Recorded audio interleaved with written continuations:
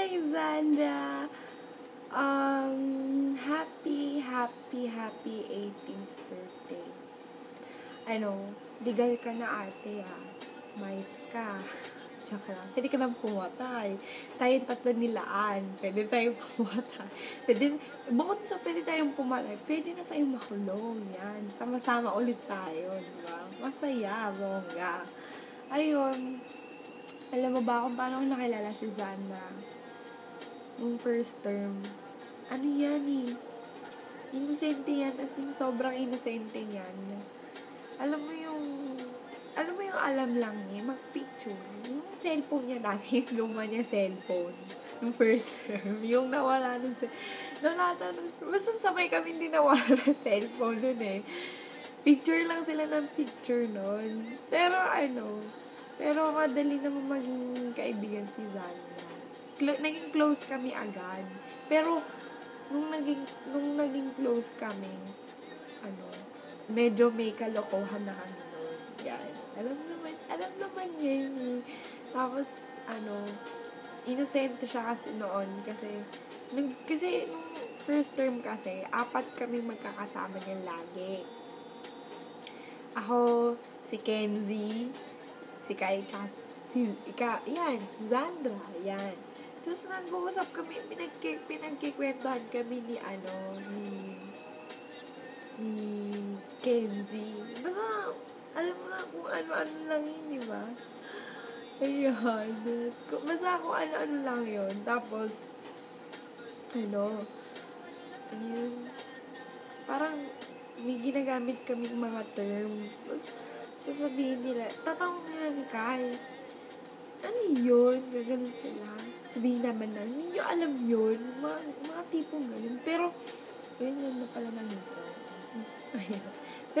Pero ngayon, sobrang dami na nilang alam. Ako, ang dami na nilang nalaman sa akin. Kasi, lahat. Ulo hanggang paa. Kasi, ulo hanggang paa. Alam nila kahit ano. Tsaka,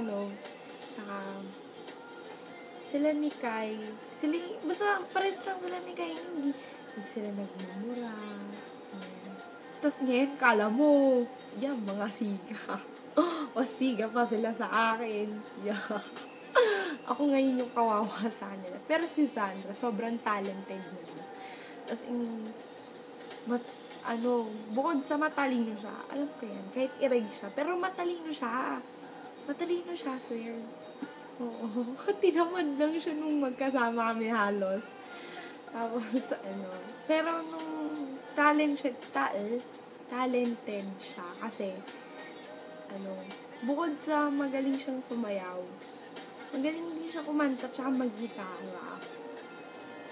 Tsaka like, pag pinaparinig, sa kanya ako na-inspired gumawa ng mga cover. Kasi dati gumagawa ako ng mga cover, tapos pinaparinig ko lang sa mga special someone ko. Pero ngayon, gumagawa din akong cover. Charot! Ayun. Tapos, alam niya din lahat ng mga ginawa kong, kagagahan, lahat. Tapos, meron pa nitong time, nung first year kami. Actually, first year pa din ako. Nag-mags kami noon. Bago kami mag-PE. Nag-mags kami noon. Tapos, kasi sabi niya sa amin, allergic kasi ako sa alak, beer, ganun ang arte ni ate. Tapos nung nag-mags kami, nilibre kasi kami ni Maro ng yung iisa kaming kasi nagpapalit ako ng kanta, nagpapatugtog kasi ako. Ayan, basta, ayun, tag-iisa kaming, tatatlo pa lang. Tatatlo kaming, Tadway Ice. Tapos, si Kainan, kasi wala pa si Kainan basta may kinausap siyang, kilala niya na yung kinababalikan niya dati. Yung lagi, basta lagi silang nakatambay nun sa gym. Yan. Tapos kami ni Zana, hindi ako umiinom. Yan. Naubos ko na yung 3 kong Tandoy Ice. Tapos siya, iinom pa lang siya. Tapos, alam mo paano pa siya uminom? Yung dinidila, gagana siya. Tapos sabi niya, lasing na ako. Parang gaga. Tapos, pinilit ko uminom yan.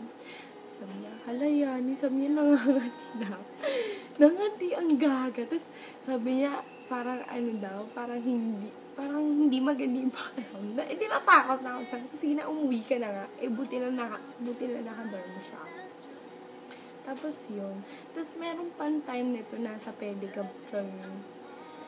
Galing kaming SM Manila ata nun. Ayun.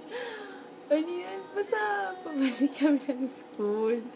Tapos, alay ng inikot nung pedicab na sinakyan namin. Kasi bawal na tumawid.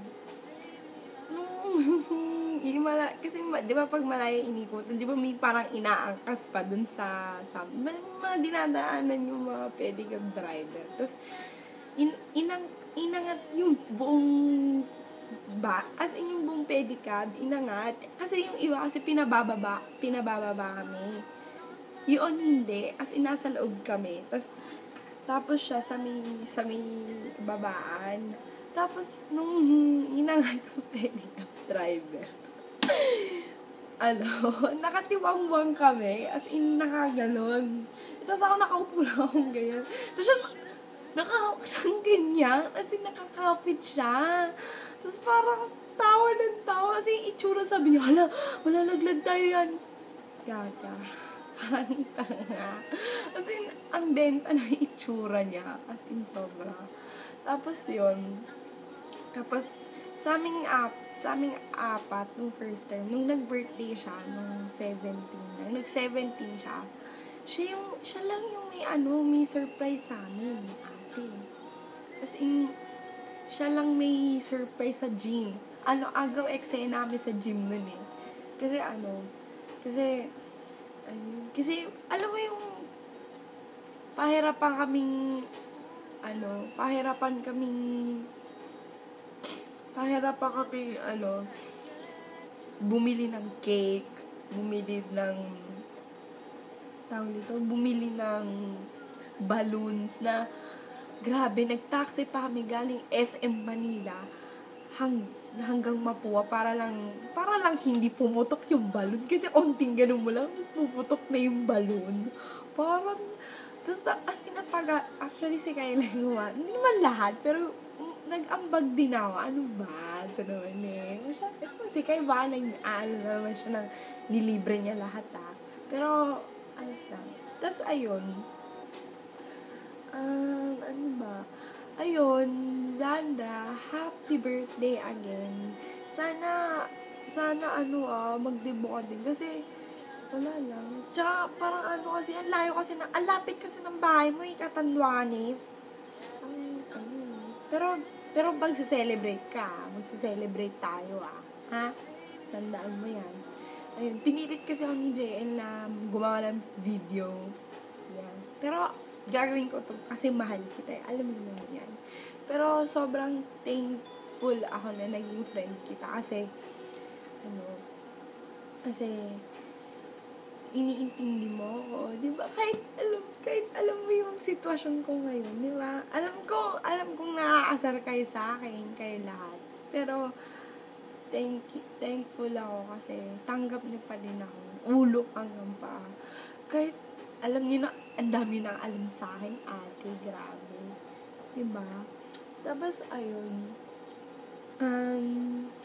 Alam mo, mahal na mahal kita. Pinilig ako.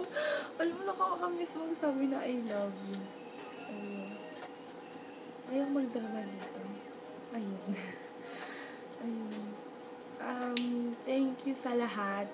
Sa mga libre mo, diba? Ako lagi nalilibre, hindi nanlilibre. Pero thank you sa lahat. Sana tumagal pa yung friendship natin. And, yung sipon na ako. Tapos yun, thankful din ako na nakilala kita. As in, grabe, you're such an incredible person. Why? Naubusan ako. Teka, ayun.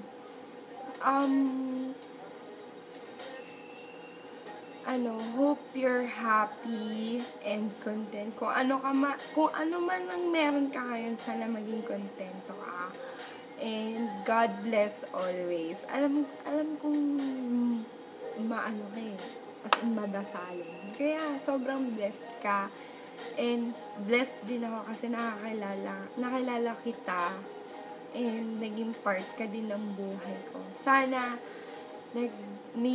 meron akong naitulong sa buhay mo. I mean, meron akong nabigay na magandang memory sa buhay mo. And, at least, diba, part ako ng 18 years of existence mo, diba? Char. Diba? Tsaka, always remember na nandito ako for you. As in, alam mo naman, diba? Tsaka, alam mo yung, pag kailangan mo ng mga advice, lalapit ka lang naman. Alam ko naman yan eh. Sa'yo din naman ako lumalapit, diba? Pag, may mga kailangan kang advice. O, diba? Tapos yun, ano pa ba sasabihin ko? Basta, stay happy, stay beautiful. Yan. Ito, binobola lang kita. Stay sexy. Grabe. Alam mo, manamit si Sandra dati. As in, simple lang, mga t-shirt. Ngayon, mga off-shoulder na, di ba? Yan si ate. Nag-evolve. Dumadalaga na. Yan. Pero, syempre, sana happy ka rin kay medyo boyfriend, si JL. Pero, okay na sa akin si JL. Okay na sa akin. Mais ka. Seryoso ka. Tsaka pagbutin mo yung pag-aaral mo para regular ka ulit.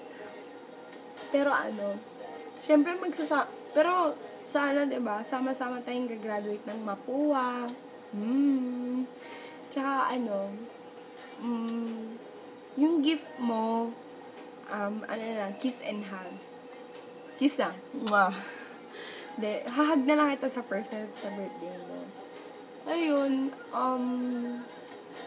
manlibre ka na lang o kaya tayo, Republic.